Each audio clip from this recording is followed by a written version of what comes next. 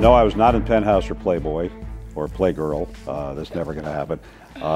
Dr. Z was on the cover of the August 1994 edition of Philadelphia Magazine, called The Best of Philly, which is also published by Boston Magazine, where we broadcast.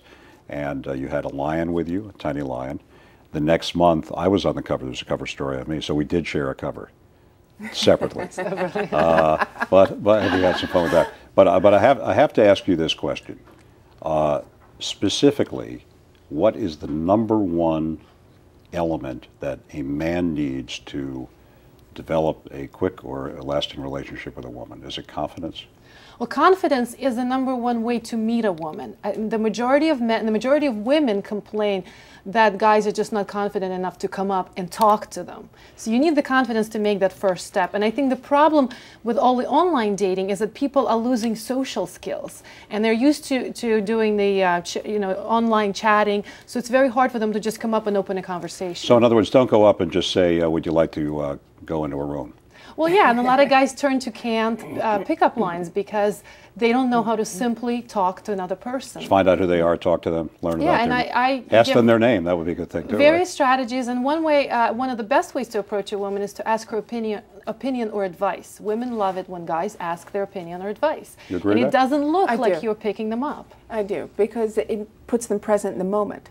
And one of the things you had asked about in terms of the quality of keeping a relationship going, if a man can be present, really present in the relationship, and has an opportunity to get to know who that woman is and is aware of who they are, they have the best ability to really stay connected. What about shared experiences, like are you a Phillies fan or a Red Sox fan? Well, absolutely. Building a sense of commonality is very important. Commonality in core beliefs and complementary differences in non-essential things. Now, in terms of a person who's out just to seek a physical relationship, how does that happen, and does that often wind up in another relationship that that person might not have expected? What do you mean by end up? Well, you know, somebody's on the prowl, you know, and they're somewhere, and they're trying to get a relationship that gratifies their sexual needs. Can that sometimes wind up to be something different than they thought?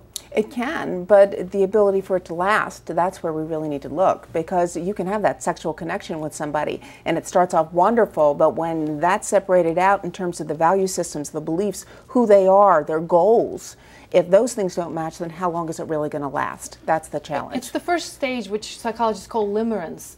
When you feel high, you get butterflies in the stomach, and it's all about passion.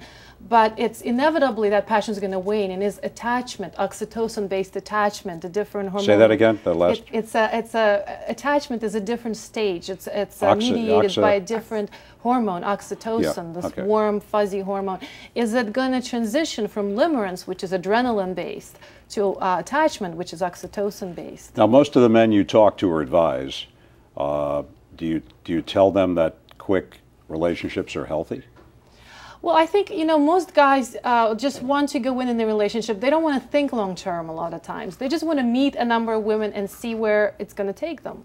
Do you agree with that? I do, but they're all looking for that. I think ultimately they want that long-term relationship, at least the ones that I've spoken with. They want to have that relationship. They want to have that connection. They don't want to admit it a lot of times, but deep inside I think most people are looking for a deeper connection. How important is sex in this entire process? We all know sex is important. I mean, everybody knows that. But how important is sex in the initial process? And